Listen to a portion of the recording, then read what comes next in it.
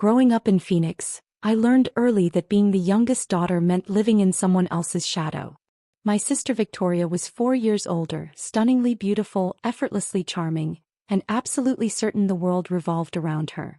She wasn't wrong, at least not in our family. Victoria got the lead in every school play. Victoria was homecoming queen. Victoria's college graduation was a 3-day celebration.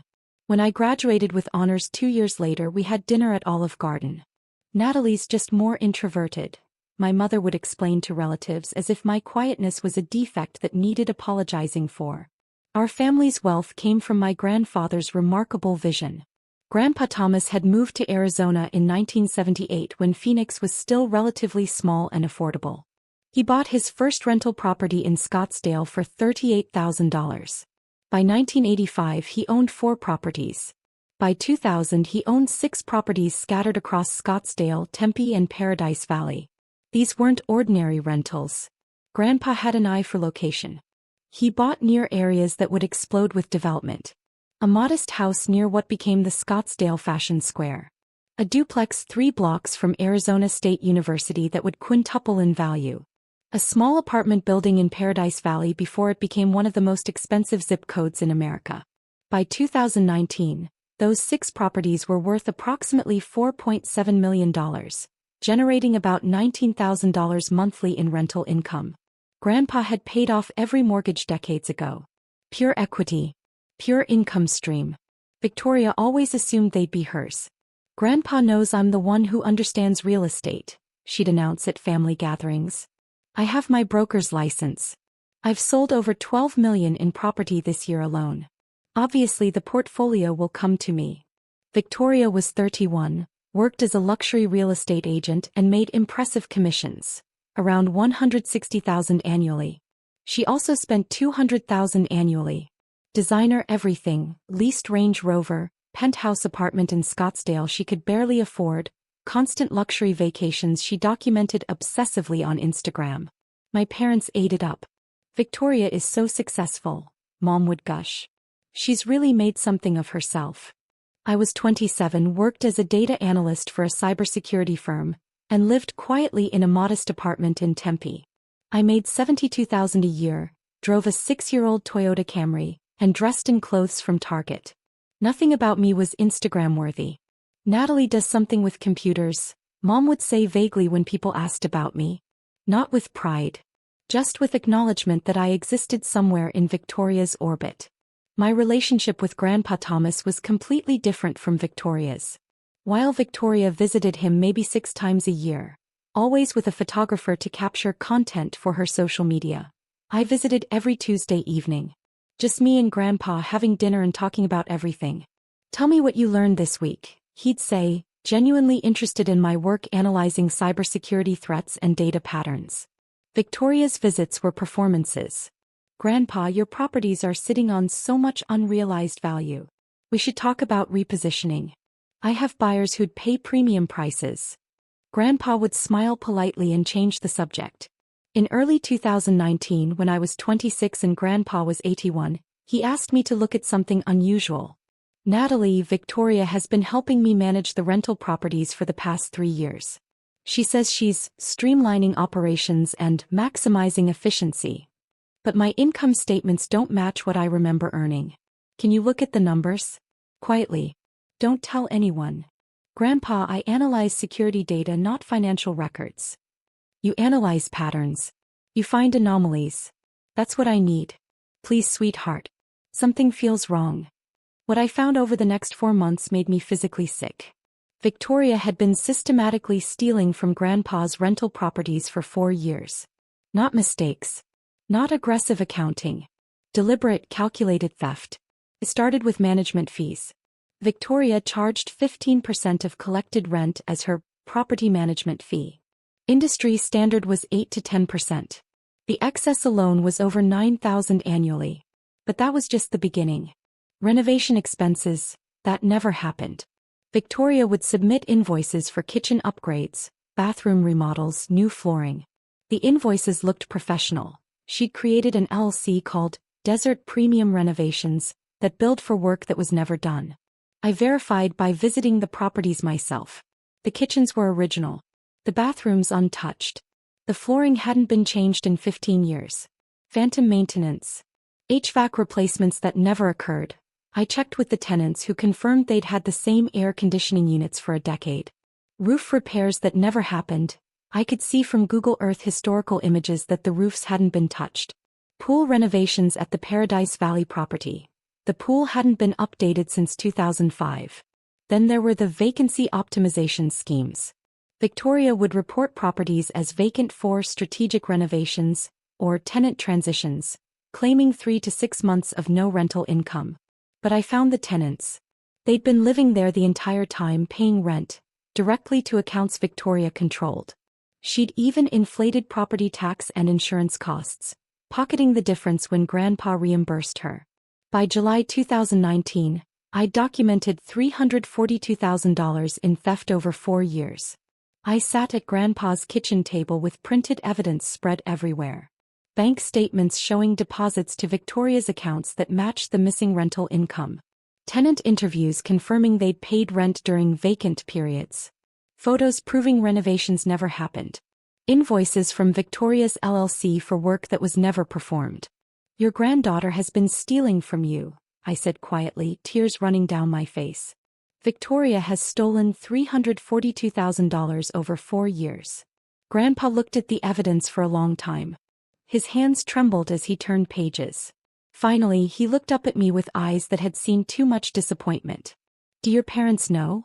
I don't know. Victoria probably told them she's managing your properties professionally. They'd believe her. They always believe her. And they'd excuse it even if they knew, Grandpa said quietly. Because she's Victoria.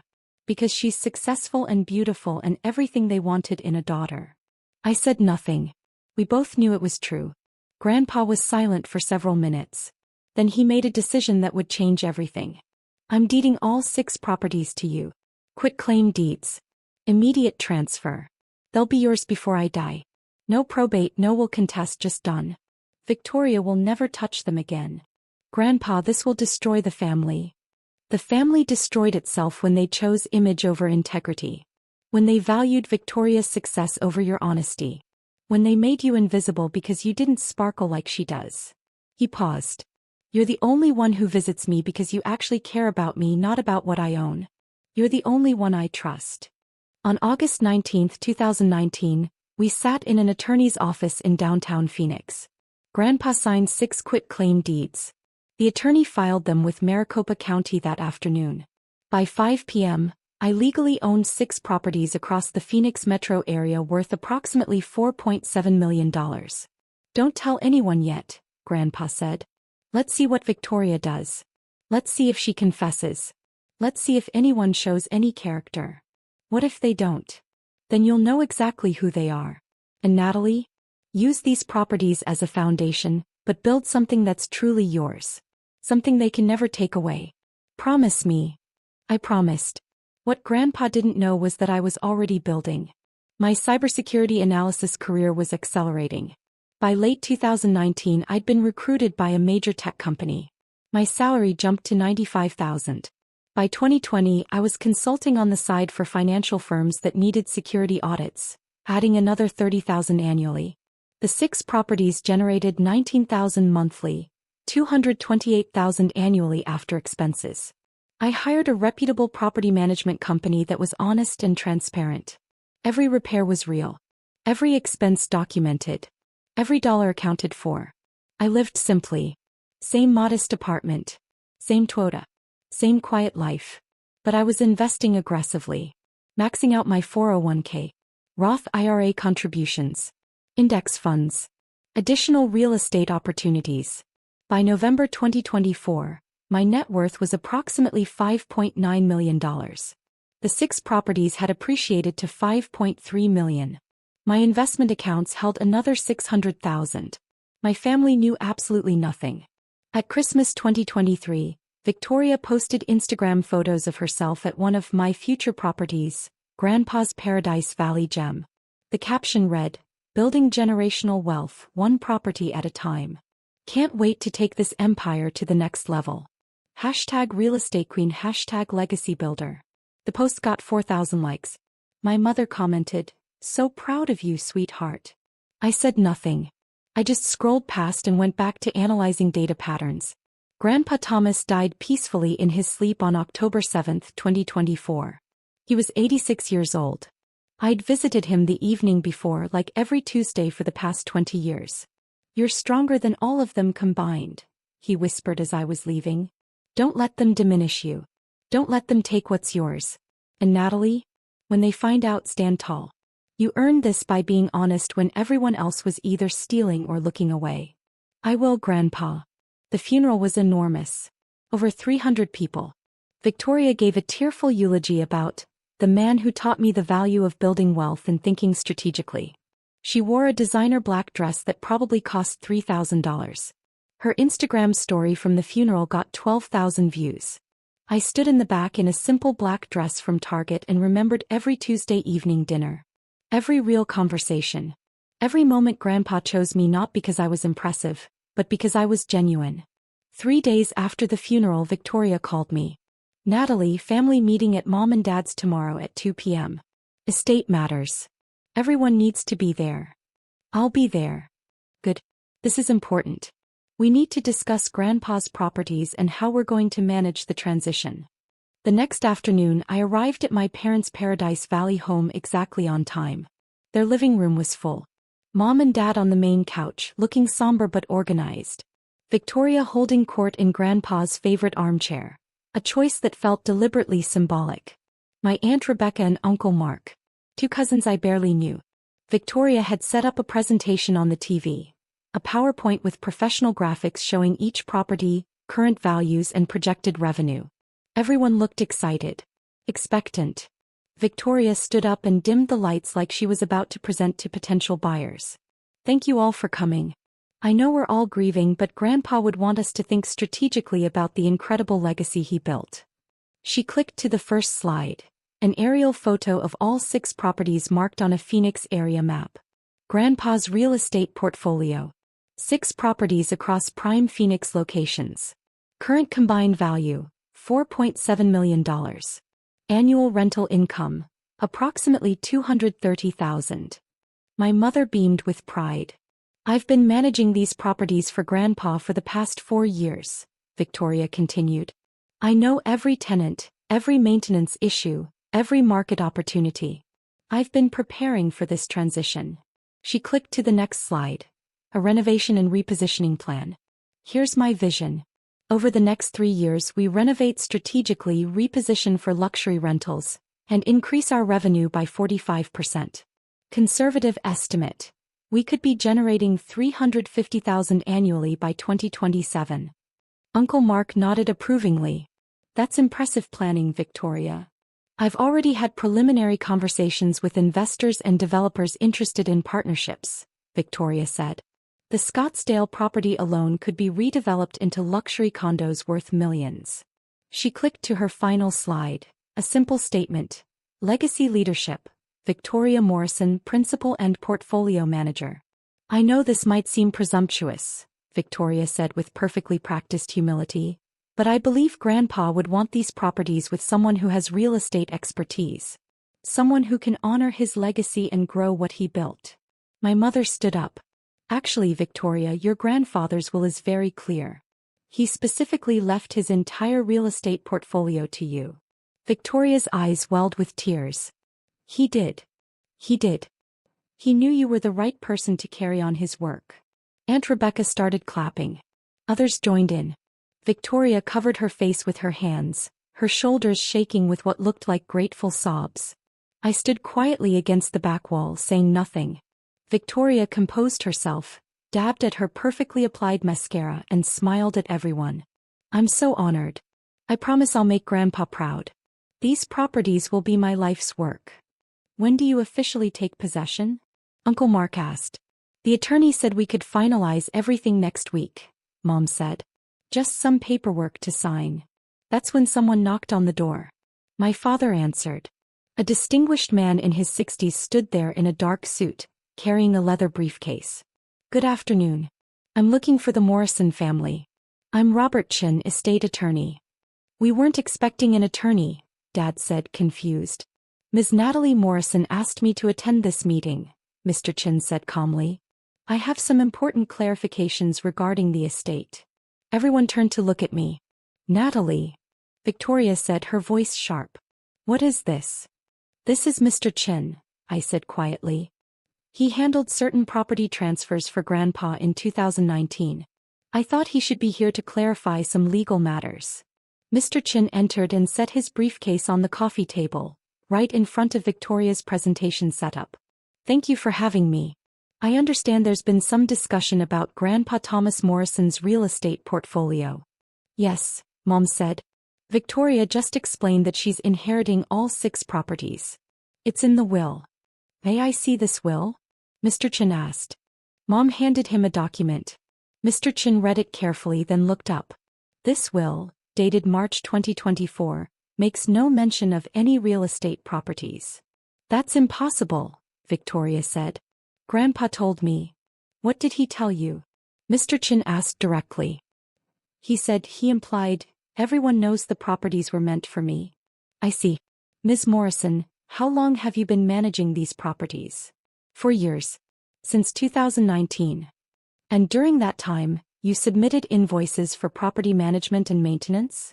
Of course. That's standard practice. Mr. Chin opened his briefcase and removed a thick folder.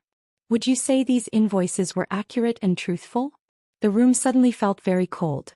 What are you implying? Victoria demanded. I'm asking a direct question. Were the renovation invoices, maintenance claims, and management fees you submitted to Mr. Thomas Morrison accurate? Victoria's perfect composure cracked slightly. I managed those properties professionally. Did you submit an invoice in April 2020 for a complete kitchen renovation at the Scottsdale property, billing $47,000? The kitchen needed updating. The kitchen was never renovated. I have photos from last month showing the original 2003 cabinetry and appliances. I also have a statement from the tenant confirming no renovation occurred. The room fell completely silent. My mother looked at Victoria. What is he talking about? Mr. Chin continued. Did you report the Tempe duplex as vacant for 5 months in 2021, claiming no rental income during strategic renovations? There was turnover. The tenant lived there continuously. I have canceled rent checks made out to Desert Premium Renovations, your LLC, for all 5 months. You collected rent and pocketed it while reporting the property as vacant. Victoria's face went from pale to red. This is insane. Who are you to come in here making accusations? I'm the attorney who handled the real property transfers in August 2019, Mr. Chin said calmly.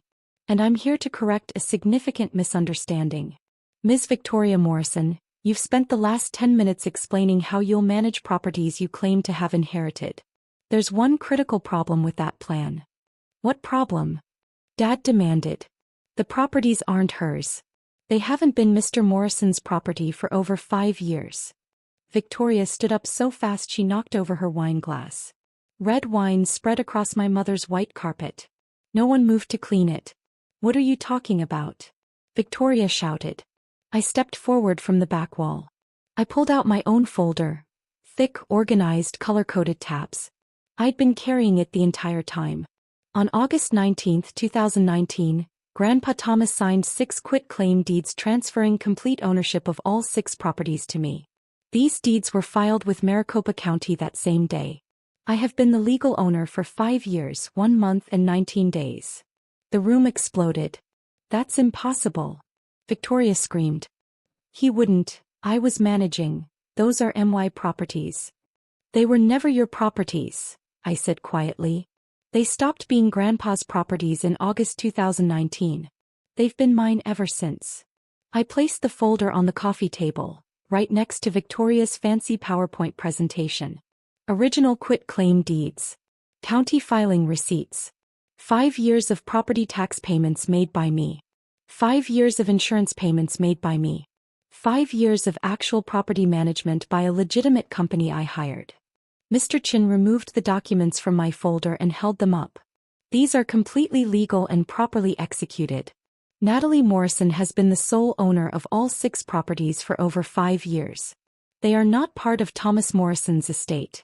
They cannot be inherited by anyone because they already belong to Natalie. My mother's face went white. Natalie, how could you manipulate an elderly man? I didn't manipulate anyone, I said, my voice steady and cold. Grandpa asked me to investigate some financial discrepancies in early 2019. I did. What I found was Victoria stealing $342,000 over 4 years. Liar. Victoria screamed. I opened my folder to the first tab. Property 1, 8847 East Camelback Road, Scottsdale. Kitchen renovation invoice, April 2020, $47,000. Kitchen was never renovated. I have photos and tenant statements. Pool renovation invoice, August 2020, $32,000. Pool was never renovated. HVAC replacement invoice, March 2021, $18,000. HVAC was never replaced. You're making this up, Victoria said desperately. I continued through all 6 properties. Every fake invoice. Every phantom renovation. Every false vacancy. Every inflated fee. My voice never wavered. Tempe duplex. Reported vacant for 5 months in 2021. Tenant lived there the entire time, paying rent to Victoria's LC. That's $21,000 in stolen rent. Paradise Valley property. 3 vacant months for luxury upgrades in 2022. No upgrades occurred. Tenant paid rent throughout. $16,000 stolen. Property management fees. Victoria charged 15% instead of standard 8 to 10%. Excess fees over 4 years. $37,000. Total documented theft from 2015 through 2019. $342,000. My father stood up. This is insane. Victoria would never. Victoria absolutely would, I said. And Victoria absolutely did. I have 4 years of evidence. Bank statements showing deposits to her accounts matching the stolen amounts. Tenant interviews. Property inspections proving renovations never happened. Invoices from her LLC for phantom work. A woman entered through the front door. I'd given her a key that morning. She was in her 40s, professional suit, carrying her own briefcase. Good afternoon. I'm Detective Lisa Rodriguez, Maricopa County Sheriff's Office Financial Crimes Unit. I've been reviewing evidence that Ms. Natalie Morrison compiled regarding potential elder financial abuse. Victoria collapsed back into the chair. No, this can't be happening. Over $300,000 in fraudulent charges against an elderly victim over a 4-year period constitutes felony elder abuse in Arizona, Detective Rodriguez said. Ms. Morrison has compiled extremely thorough documentation. I've reviewed it. It's criminal. My mother started crying. Natalie, please. She's your sister. We're family. Family doesn't steal, I said quietly. Family doesn't submit fake invoices for work that never happened. Family doesn't report properties as vacant and pocket the rent. Family doesn't spend 4 years systematically robbing an 80-year-old man who trusted them. My forensic accountant, David Kim, entered next, also someone I'd arranged to arrive at this exact moment. Good afternoon. I'm David Kim, certified fraud examiner. I assisted Ms. Natalie Morrison in documenting financial irregularities in the property management. I'd like to present some additional findings. He placed another folder on the increasingly crowded coffee table. Even after the August 2019 property transfer, after Natalie legally owned all 6 properties, Victoria continued stealing. Some tenants still had her contact information and sent payments to her accounts instead of the new property management company. Rather than forward these payments, Victoria kept them. How much? Uncle Mark asked, looking at Victoria with disgust. An additional $41,000 from late 2019 through 2021, when we finally redirected all payments. Total theft over the entire period, $383,000. Victoria was crying now, but these weren't the practiced tears from her eulogy. These were panicked, desperate sobs. I was going to pay it back, she said weakly. I was just borrowing. I had investments that didn't work out. You were stealing, I corrected.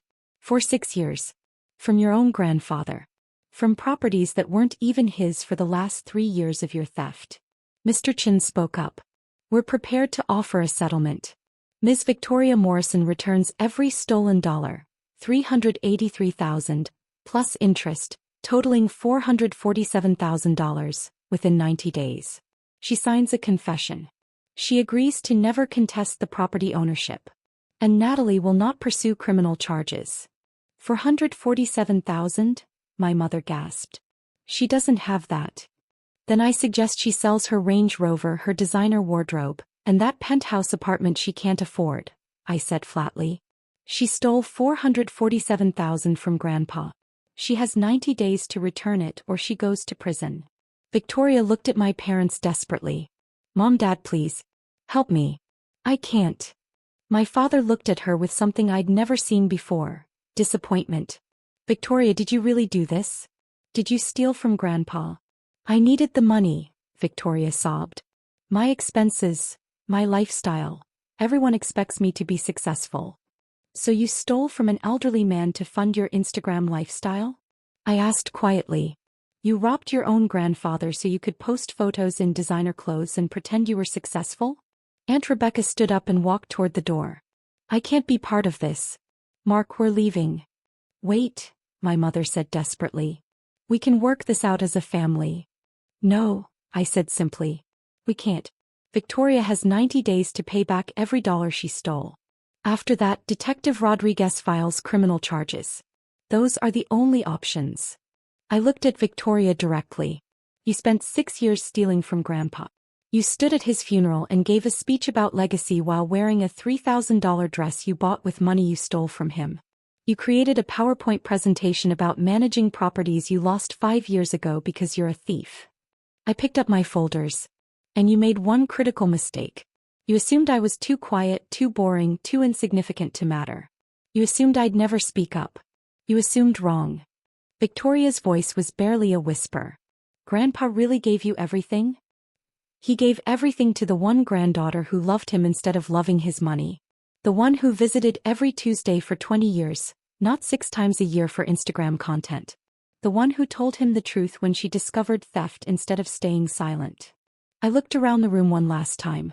At my parents who'd spent my entire life making me feel invisible. At Victoria whose perfect life was crumbling. At my aunt and uncle already halfway out the door. At my cousins looking at Victoria like they'd never seen her before. You have 90 days. Mr. Chin will send the settlement documents. I walked out of that house and immediately blocked every family member's number except Mr. Chen's and Detective Rodriguez's. Within an hour, my phone had received 47 texts and 23 calls. I saw none of them. Mr. Chen called me that evening. Your sister's attorney just contacted me. Victoria is panicking. She wants to negotiate. No negotiation. Full restitution within 90 days or criminal prosecution. Understood. Your parents are also asking if they can speak with you. They had 27 years to speak with me. They chose to speak to Victoria instead. I'm done. The next 90 days were a train wreck I observed through updates from Mr. Chin and Detective Rodriguez. Week 1. Victoria tried to get a loan using her future inheritance as collateral. Denied, because she had no inheritance.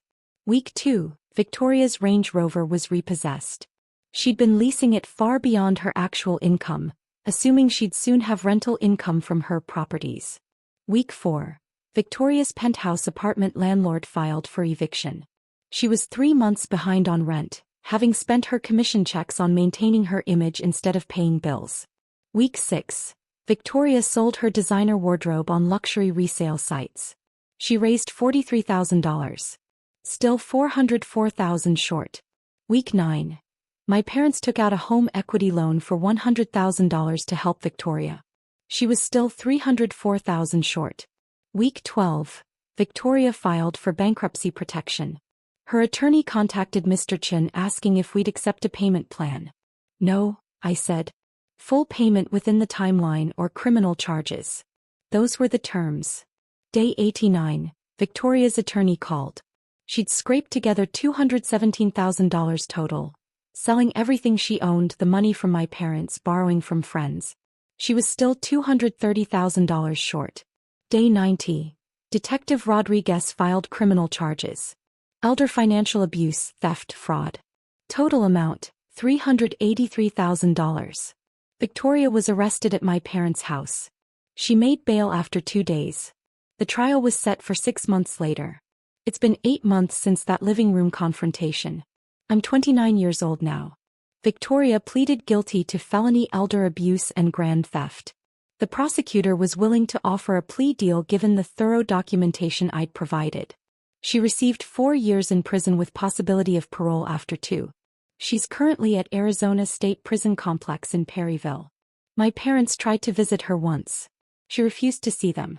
I heard through Mr. Chen's network that Victoria blames them for creating unrealistic expectations and forcing her to maintain an image she couldn't afford. They also tried to contact me multiple times. Letters, emails showing up at my office. I filed a restraining order after the 3rd office visit. They're required to stay at least 500 feet away from me. The 6 properties are thriving. Under proper management, they now generate $22,000 monthly, $264,000 annually. I've made real improvements, actual renovations, not fake invoices. The portfolio is now worth approximately $5.8 million. My cybersecurity career has taken off. I was recruited by a major financial institution as their director of threat analysis. My salary is $190,000, plus stock options. My net worth is approximately $6.7 million. I sold my modest Tempe apartment and bought a beautiful home in North Scottsdale with mountain views. I finally upgraded from my Toyota to a Tesla. I travel when I want. I just returned from 3 weeks in New Zealand. I live exactly the life I choose. Victoria's Instagram account, which once had 78,000 followers, is deleted. Someone created a Reddit thread exposing her entire fraud scheme. It went viral. Her reputation in Phoenix real estate is destroyed forever. I received one letter from Victoria 2 months ago, smuggled out through another inmate. Natalie, I know you'll never forgive me. I know I destroyed everything. But I need you to understand. Mom and Dad made me believe I had to be perfect. I had to be successful. I had to look a certain way. The pressure broke me. I hope someday you can understand. V. I burned the letter without responding. Victoria didn't go to prison because of pressure. She went to prison because she made a choice. 6 years of choices. To steal from an elderly man who trusted her. I had a memorial bench installed at Papago Park with a plaque. Thomas Morrison, he built with integrity, saw the truth and chose wisely. Every Tuesday evening I go there and watch the sunset over the Phoenix skyline. I think about all those Tuesday dinners with Grandpa. All those conversations where he actually listened. All those moments when he chose to see me instead of my sister's sparkle. People sometimes ask if I feel guilty about Victoria being in prison. If I regret not accepting a payment plan. If I wish I'd been more forgiving. I don't. Victoria isn't in prison because I was cruel. She's in prison because she stole $383,000 from an elderly man over 6 years. Because she continued stealing even after the properties were transferred away from him. Because she showed no remorse until she faced consequences. I didn't destroy my family.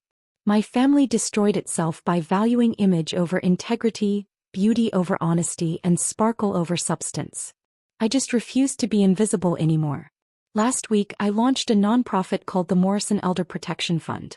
We provide free forensic accounting services to families who suspect elder financial abuse. We've already helped 12 families discover theft by their own relatives. Every case we take, I think of Grandpa. He taught me that real wealth isn't in property or money. It's in integrity.